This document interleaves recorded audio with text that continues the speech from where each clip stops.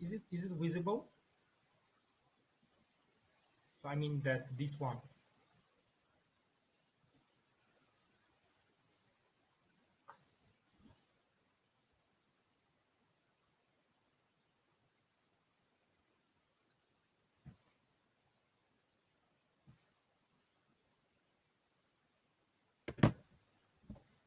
Guys, can you say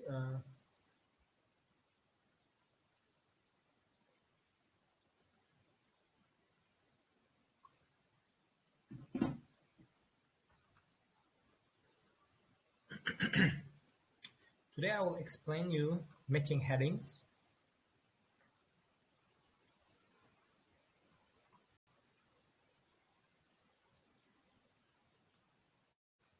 I'm not sharing the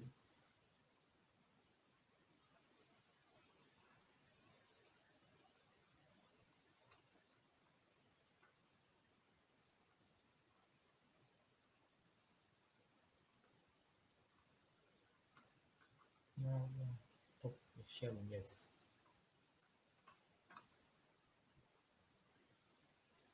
So let's begin. Today I will explain you matching headings. So what's the matching headings? There are 4 type of matchings in IELTS and the 2 type of matching in SAFER. Most students find these matching headings pretty difficult. So I will just today teach you how to kind of hack the matching headings. The first of all, we have to look at what the effective tips for matching headings. So the first is effective tips for matching headings. First of all, you will have this kind of the question, that list of headings, and you have the headings, then you have a paragraph. And you have to match these headings to the paragraphs. So what should we do first of all? First of all, we have to read the headings. Before reading the passage, we have to read the headings first. Then understand main ideas. So first of all, read the headings. Then skim the paragraph. So what's the difference between skimming and scanning? In scanning, guys, you have to only look for keywords like numbers, names, and other maybe the technical words. But in skimming, you have to get the main gist. The main idea. So the focus on the first and last paragraph to grasp the main point. So it's not an okay, but sometimes the main ideas of the paragraphs come either in the first sentence or the last sentence. So that's why in highly advised to read in the first and last sentence. But if you get if you want to 100% sure that your answer is correct, you have to read whole the passage the whole paragraph. So then you have to look at synonyms and paraphrasing, like IELTS word ideas, and so make the meanings, not exact word. That if there are one word, for example, if you look at here, just changing, and if there are one changing, just do not look on this changing. You have to think about the other ideas. Is that some people that always kind of make only the 1 or 2 words. No, it's not. It's making paragraph, and you have to make the overall idea. Then you have to eliminate incorrect options. Like while reading that, you have to eliminate them one by one. That some headings look similar. Choose one that fits. Yes, they look similar. That's why you have to choose one that fits best. And watch for general and specific. What does it mean? That you have to pick the headings that summarize the whole paragraph, not just detail. In one paragraph they mention several ideas, but you have to choose that whole that paragraph. So I will explain it. Then the next one is do not get stuck. What do you mean that do not get stuck? If you find the one paragraph difficult, you can continue with next paragraph. You have around 1, 2, 3, 4, 5 paragraphs. Let's imagine that paragraph is difficult. You couldn't find the answer. Just skip that the second paragraph, then continue with third. After finishing the old paragraph, then you will have a time to look at again the question and the paragraph 2. That's why you have to skip difficult ones and return later after solving the easier ones. Of course, practice regularly. So you have to do that. These reading passages and every other days. I mean that within IELTS groups and in my separate groups, we do at least twice and 3 times a week this kind of test to kind of adapt and to the kind of methods and kind of approaches we learn it. That's why that the more you practice, the faster and more accurate you become. I mean that you learn that the techniques and answers compared to the first time you are doing. And the last one, you have to think like the examiner. So you have to ask the question yourself. What's the main message of this paragraph? So you have to think about these skills also. So this is a general opinions about that how to finding the answers. So we can say this way. Just I will send to the channel here. So not this one. This is answers. So yeah, this one.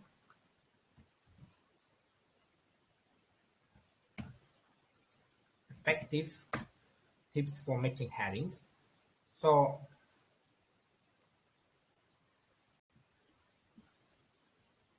okay, now let's continue. First of all, let's follow this rule. You have to stick with the rules. I mean the tips. The first, type the list of headings. Then I have to choose them. First, I have to read the title: traffic, no, and inside. There is no easy answer to the problem of traffic congestion. If I'm not mistaken, I did this reading passage with my one of my IELTS groups or separate groups. I cannot remember exactly. So let's do it anyway. So first of all, I have to read that. I have to familiarize myself with list of headings. Solution is not in solution. Changing working practice. Closing city-centered traffic. Making cars more environmental friendly. Not being enough. Pay to get in.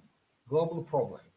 So if you don't understand, I will explain you in Uzbek language. Just please notify me in comment section that you are not understanding. I will use in Uzbek language. But you know, guys, it's much easier for me to explain in one language. I cannot kind of jump through the 2 languages. It will be difficult to concentrate. That's why I'm just explaining that this one in English language.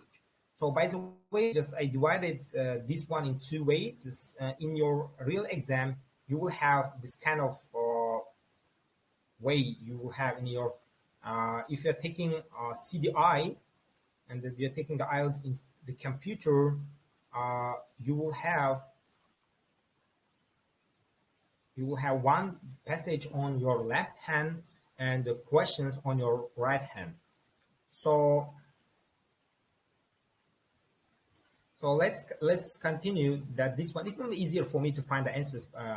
So let's read the first paragraph. So I have to read the A paragraph, then I have to look at the keywords and find the answers. So let's read the A paragraph. Traffic congestion affect people throughout the world. The traffic congestions affect people throughout the world. Traffic jams cause smoke in dozens of cities across both developed and developing world. If you look at here, they say that read the first and last sentence to grasp the main point. Let's do it this way.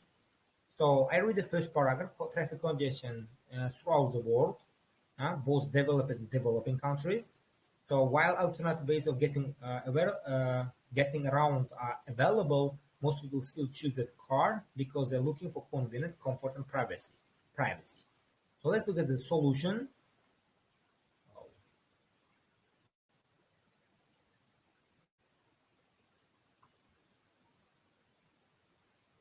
The solution is not a solution.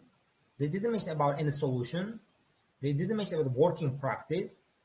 They didn't mention about closing city centers. They didn't mention about making cars environmentally friendly. They didn't mention anything about not doing enough. They didn't mention about paying to get in. They mentioned it's a global problem.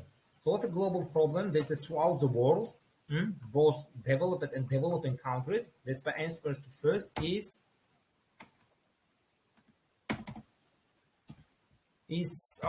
7. Then I chose 7.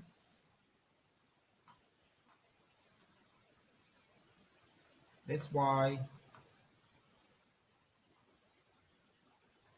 So why I chose the 7, the global problem that I said earlier, this throughout the world, both developed and developing countries. Yes. Now let's continue with second paragraph. So most promising technique for reducing traffic jam is called congestion pricing. So you can see that from the first sentence that congestion pricing is like in Uzbek language is yol katnomunu propkani pullash. I mean that if you want to get anywhere, if you want to enter some part of the city, you have to pay, whereby the cities charge a toll to enter the part of the town at certain times. So from first sentence I find my answers. So if you look at the if you look at the second ones, like first read first and last sentence. So let's read the last sentence also. Singapore, London, Scotland have reduced traffic and pollution and less pollution, reduced pollution in city centers thanks to the congestion pricing. Thanks to is due to. Again, the answer is solution, not solution, working practice, closing city centers, making environmentally, not being paying to get in. So answer is like paying to get in. So here the answer is 6. Now let's continue. So another way to reduce the traffic rush hour, another way to reduce the rush hour traffic is for employer to implement flex time, which lets employees to travel to from work at off-peak traffic times. We have a peak times and off-peak times. Off-peak times means there are less cars on the road. So here you can see that this mentioned about the time, the working time, the employers, they have to implement, introduce flex time that employees mean workers. Workers can commute their work at the time where there are less cars on the road. Employers can allow that more staff to telecommute to work from home. So again, you can look at the question. So solution is not solution, working, changing time, closing city center, making environment friendly, not doing enough. The answer is second. So changing working practice.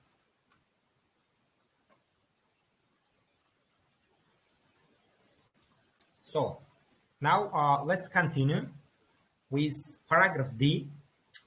Some urban planners still believe that the best way to ease traffic congestion is to build more roads.